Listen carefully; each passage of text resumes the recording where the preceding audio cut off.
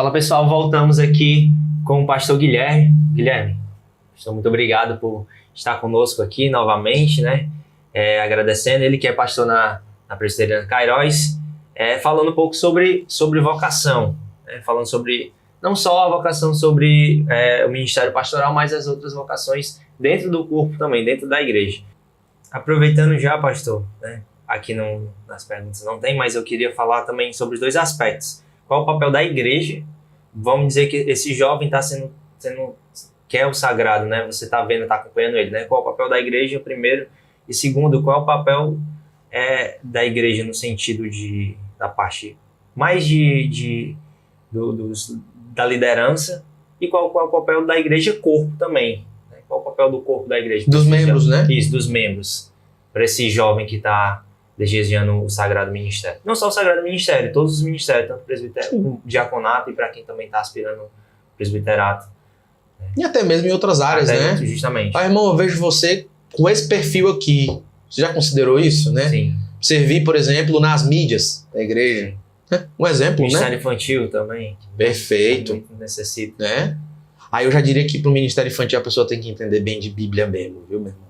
As crianças porque não é nem isso, é porque você vê que grandes homens de Deus na igreja começaram servindo as crianças. Até com seus doutorados já serviam as crianças, ensinando-as, né? Sim. Eu gosto de um pastor, que inclusive o pessoal indica a minha esposa, aí eu vou lá e escuto. Ela inclusive tem, desculpa meu amor, que por exemplo, se indicou um filme pra ela, eu quero assistir tal filme. Aí eu vou lá, escuto e assisto. Eu espero por ela, né? Aí ela fica... pregação da mesma forma. Tô querendo ver a pregação, eu escuto aí. Aí eu vou lá e escuto. Aí tem um pastor que é o pastor Davi Charles, não sei se você conhece. Conheço. Ele começa a pregação dele para as crianças, e depois que ele começa pregando. É na igreja presbiteriana paulistana, eles fazem isso, né? Isso. Sempre ele faz legal. isso. Eu acho muito, porque a criança faz parte do culto. Então, ele começa ensinando para elas, pastoreando o coração delas, para depois falar para os demais membros. Né? Perfeitamente. Perfeitamente. Isso é um ponto muito interessante. Né? Não é daqueles que somente criança tem que ficar aqui, então fica caladinha aí, fica na tua. Não, eu vou falar a língua de vocês também. E isso é importantíssimo. Né? Mas, bom, o papel da igreja é fundamental. Sabe por quê? Porque a igreja, no todo, aqui no todo mesmo, liderança e os membros que não têm função de liderança, né? Eles serão os facilitadores. Sim, eles serão os facilitadores para que esse irmão seja testado em diversas áreas. E aqui eu repito, não somente no ensino. Claro, vai envolver isso. O jovem aspirante. Sim, coloca esse irmão para ensinar. Coloca esse irmão para pregar. Nós podemos ver os conselhos que Paulo dá a Timóteo na primeira epístola. Paulo dá bons conselhos. E são conselhos práticos. São conselhos muito práticos mesmo. Paulo fala, Timóteo, como você deve tratar os homens mais velhos. Você vê a participação da igreja aí na vida do pastor. Como é que esse jovem se comporta, então, no meio da igreja? Percebe? Ele está vivendo ali. Não existe essa ideia de que, chegou um jovem aqui, vamos atualizar, né? Vamos atualizar aqui. Hoje as redes sociais estão aí e muita gente não ensina na igreja, mas ensina nas redes sociais. E há uma liberdade absoluta que a pessoa não é tolhida, né? Sim. Alguns pastores não observam que a pessoa ensina nas redes sociais.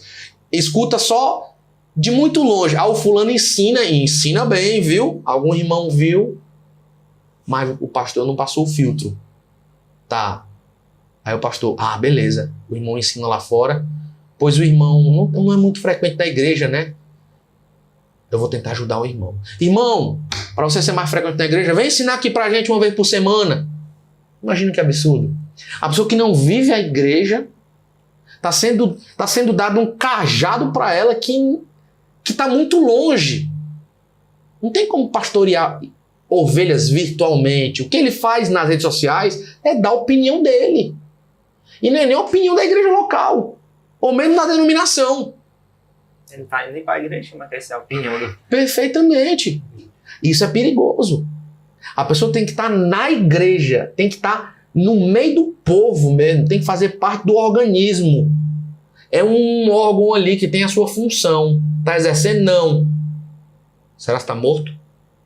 Possivelmente. Vai trazer um morto para dentro para ensinar? Meu irmão, você quer mesmo? Você ensina, né? Irmão, por que você não vem congregar? Venha congregar, vamos caminhar junto. Vamos fazer um teste. Não quer testar? Vamos fazer um teste caminho junto comigo. Quer aprender? Venha. Porque aí na rede social, irmão, talvez você esteja alimentando uma ilusão, um mundo paralelo, um universo paralelo. Venha viver aqui. O papel da igreja é fundamental. Como um campo onde ele vai atuar, em primeiro lugar. Mesmo não sendo ordenado. Ou até mesmo pré-aspirante, vamos colocar nesses termos. Né? Ou talvez ele nem veja isso, mas o pastor viu. Ei, vem caminhar comigo aqui. Fundamental, esse papel de ser facilitador. O apóstolo Paulo dá a instrução. Timóteo, cuide bem dos mais velhos, trate os mais velhos como pais. Exorte-os como pais. E as irmãs, como mães. Ele tem que cumprir o seu papel de exortar. Mas como? Na vida de todos aqui, ó. Como tratar as viúvas. Como tratar as autoridades até. Sim. Hoje em dia, muito jovem quer dar de teólogo, quer dar uma de teólogo, mas o que é que ele faz? Não, eu não concordo com esse pastor aí, não. Eu sou assim, assado na minha posição. Para mim, o dia do Senhor tem que ser assim. Para mim, os cânticos aqui estão errados. Para mim, o pastor, quando falou sobre isso, falou errado. O que é que eu vou fazer? Não. Como é o nome do irmão? Eu sou o pastor Antônio. Irmão Antônio, tudo bem? Aí já começa a diminuir. Não é mais pastor para ele. É só irmão Antônio. São sinais. O que está no coração dessa pessoa? Ele precisa conviver. Estar na igreja vai naturalmente testá-lo. Porque o ambiente onde ele vai trabalhar é ali. Você entende? Sim. Entendeu, Fábio? É aí. Então, ele tem que aprender como tratar. Agora, veja, né? Não há pastor sem igreja. E, óbvio, consequentemente, não há igreja sem pastor. Sim. Mas, como não há pastor sem igreja, como é que você vai entender que um jovem que vive mais fora do que dentro, que parece estar mais preocupado em falar do que em, de fato, instruir, em fazer discípulos, e preocupado com os que o escutam, o que ele está fazendo? Incitando ódio contra alguém, contra um líder da igreja. Meu amigo, isso não é papel de crente, muito menos de quem aspira o pastorado. Sim. Você está entendendo? Sim. Agora, convenhamos, nós pastores não podemos ceder à pressão. Uma pressão exterior. Pressão fora do nosso rebanho. De pessoas que deveriam estar aqui, mas ficam falando lá fora. Como é que isso me afeta? Não deveria afetar. E muitos de nós ficamos doentes. Aí, às vezes, quando surge um jovem desse no meio da igreja, a gente chega logo silenciando, a gente chega logo com o pé na porta, um soco na cara. Aí não dá certo, né? Será que você está matando um vocacionado? É possível. Parece ser um diamante bruto. Vamos lapidar. Não quer. Aí a gente não pode fazer nada. Sim. Mas o papel da igreja é um papel de formação. E um papel como facilitadora. Liderança e igreja local. Está todo mundo participando na formação. O indivíduo não é uma ilha. Não é uma ilha. Aproveitando logo esse gancho, pastor, você acha que está diminuindo a quantidade sim, né, de fato, a quantidade dos vocacionados, assim, para o envio pro seminário? Eu passei a mão aqui no microfone. Desculpa, gente. Do envio pro missionário, eu acho que sim, se a gente pegar os últimos 20 anos, acho que poucos foram enviados daqui, né, pro seminário, por exemplo. Vocacionados que caminharam junto, provado ali, enviados. Eu acho que está diminuindo essa... Bom, aqui eu não tenho acesso a números para, por exemplo, falar sobre nós, né? Seminário Presbiteriano. A adesão de novos alunos no Seminário Presbiteriano, por exemplo, do Norte, do Nordeste, né? Sudeste. Seria interessante fazer esse levantamento, que já deve até existir, né? Sim. Só que eu não tenho acesso aqui aos dados. Mas essa semana essa semana mesmo, de segunda a ontem, sexta-feira, dia 31 de janeiro, nós fizemos nossa semana mundial de oração lá na igreja. Ah, porque vocês não fizeram no início do mês e tal, como todo mundo? Porque não deu. Uma questão de agenda, chocou, mas vamos aproveitar o mês de janeiro e vamos orar. Ontem foi oração pela UMP, Sim. pela mocidade, não somente da nossa igreja, mas toda a mocidade presbiteriana e até não presbiteriana. E um dos motivos de oração que eu particularmente coloquei foi orar por novos jovens vocacionados. Na nossa igreja surgiram uns irmãos. Isso é o que Deus faz. E eu percebo essa leitura, olhando para a história. A gente também tem que aprender a perceber alguns sinais. Eu não estou falando de revelação extra-bíblica. Estou falando de história, de realidade, do que é tangível, do que acontece, a gente testemunha. Jovens chegando e jovens vocacionados. O que a gente faz? A gente vai testando, como eu falei. Mas, outrora, isso não existia ali na igreja local. Eu falo de igreja local. Outrora isso não existia. Na nossa igreja, que tem 21 anos, nunca saiu um vocacionado de lá para o ministério. 21 anos. É pouco comparado a muitas igrejas. Comparado ao presbiterianismo aqui no estado do Ceará. É pouco tempo mesmo. É uma igreja muito jovem. Mas, ao mesmo tempo, é uma igreja que tem um potencial grande. Por quê? Porque a gente está vendo Deus fazendo algo. Novas pessoas chegando, novos irmãos casados, porém jovens, com o desejo de servir a igreja, amando o povo de Deus. Então, assim, não posso falar no todo, não posso falar, eu, Guilherme, né? Sim. Não tenho arcabouço para falar. Tá diminuindo. Forma-se pouco pastores presbiterianos mais jovens hoje, né? Outrora eu conversei com um pastor, amigo, num grupo de pastores mais jovens, bem mais jovens mesmo. Inclusive um deles é mais novo do que eu, 10 anos, porém já é pastor. E ele falou, poxa, como vai ser o futuro da nossa igreja? Eu fico pensando no futuro do meu presbitério, eu também fico pensando no futuro do meu. Né? Quantos pastores jovens como eu existem no meu presbitério? Né? Nós precisamos de mais. De mais porque as igrejas onde os pastores hoje mais velhos pastoreiam, em algum momento vai ficar sem eles. Quem vai pastorear essas igrejas? Sim. Precisa-se de pastores mais novos. Aí, portanto, daí eu posso talvez tirar uma resposta para a pergunta que você fez. É possível que esse seja um sinal de que o número está reduzindo. Você vê poucos formados hoje em teologia, poucos irmãos aspirando, né? Mas na minha igreja local estou tendo uma experiência diferente. Eu vejo o Senhor fazendo algo. Será que o Senhor vai tirar dali talvez uns 3, 4 pastores para abençoar o meu presbitério, por exemplo? Para abençoar a igreja? Eu vou orar ao Senhor para que sim. Para que a igreja Presbiteriana Cairóis seja uma casa de profetas. Abençoando a igreja. É isso que eu desejo. Sim. Né? Sim. Não ficar limitado ali, sabe? Pensar somente no gueto. A gente tem que pensar de uma maneira mais abrangente. Com certeza. Pensar no todo. Né? Com certeza. Eu queria saber, na sua experiência, quais foram os principais erros, né? E os erros comuns que você vê que a igreja comete lidando com essas pessoas que são vocacionadas, né? Que tem esse chamado. O apóstolo Paulo fala, em 1 Timóteo 4,12, assim, ninguém o despreze por você ser jovem.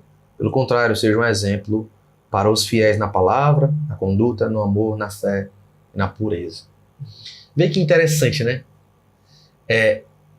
O que eu encontrei como o maior erro, mesmo com o pouco tempo que tenho trilhando já o ministério, desde formação, né? Na verdade, antes da formação, entre aspiração e propriamente ordenação e esses anos de caminhada como pastor, é o desprezar o irmão por ser jovem. Até mesmo como um pastor jovem, sabe? Ser olhado pelos outros como um pastor talvez que não tenha muito o que ofertar. Isso às vezes acontece. Ok. Até por isso que a gente deixa um pouquinho a barba, né? Eugene Peterson fala isso no livro Memórias de um Pastor, que ele sentou à mesa para conversar com o rabino, e o rabino olhou para ele e falou assim: Eugene, deixe sua barba crescer, as pessoas vão respeitar mais você. Ele era um pastor jovem à época, ele disse que desde que deixou isso acontecer, e até o fim da sua vida ele ia dando manutenção na barba, ele viu que surtiu efeito. E as pessoas de fato são dadas à aparência, e não tem para onde correr. Por isso que o apóstolo Paulo fala: seja exemplo. Não se preocupe com o que as pessoas falarão, farão. Permaneça firme, como um bom exemplo mesmo, para todos os fiéis. Mas se possivelmente são os fiéis que vão desprezar você por você ser jovem, o que você vai fazer? Mantenha-se fiel ao Senhor. Mas um dos maiores erros que eu vi é desprezar irmãos por serem jovens. E às vezes os jovens não ajudam também. Como a gente já estava conversando no episódio anterior, né? Às vezes os jovens, e o jovem contemporâneo, ele é muito melindroso. Os jovens hoje não são formados para serem corajosos, serem firmes, serem aqueles que são o padrão, onde você vai olhar assim: rapaz, aquele irmão ali, olha, o irmão é firme e misericordioso. Que é isso? Difícil encontrar um jovem assim. Pois é. Porque estão se deixando formar mais pelas vozes contemporâneas do que pela escritura. O apóstolo Paulo fala para Timóteo várias vezes que era jovem, que não desprezem você pela sua mocidade, pela sua juventude, por você ser jovem, um jovem pastor, e que você seja firme, corajoso, exorte, respeite, seja misericordioso. Vê todas essas virtudes na vida de um irmão, um aspirante, ou um pastor já ordenado, né? Por isso, os jovens também hoje não ajudam, né? O que a gente precisa? A gente precisa de um bom diálogo entre eles. Agora, fato é que às vezes o que deveria se esperar da igreja é maturidade. O irmão cometeu um erro, então já não serve mais para nada. Cometeu um erro por ser jovem. Calma. Continuar formando o irmão. Vamos continuar facilitando para a vida do irmão. Mas cometeu esse erro aí significa que lá na frente pode cometer esse erro novamente. É possível, mas também é possível que não. Né? Sim. Mas lamentavelmente, isso acontece. Eu mesmo já... Antes da ordenação, né? É só um dos casos, né? Foi engraçado, eu estava conversando com uma irmã em determinada situação, que não estava conversando com ela sobre igreja, aconselhamento, né? Problemas da vida, as lidas diárias e tal, enfim. Aí ela estava no ambiente de trabalho dela, ela falou assim: olha, pastor, esse aqui é o pastor fulano de tal, uma igreja aqui próxima. Ele olhou para mim, aí olhou dos pés à cabeça, aí, prazer. Por que ele fez isso? Não é porque eu tava de bermuda, eu nem tava. É porque eu era jovem. Ele já tinha cabelos brancos, andava muito assim, sabe? Desprezando por causa da mocidade. Ele não falou nada, não precisava. Só na linguagem corporal você percebe. Um dos maiores erros que eu já vi no meio da igreja é esse daí, sabe? É fazer aquele velho meme, né? Tá bom, senta lá, Cláudia. Entendeu? É tipo isso, né? Pastor, antes de a gente continuar, a gente vai dar uma pausa. Você que está assistindo aí e está gostando do papo aqui com o Guilherme sobre a aspiração, você que aspira, por exemplo, ao Sagrado Ministério, tem alguma foi alguma dessas perguntas que você tinha, né? O pastor já respondeu. A gente volta no próximo episódio.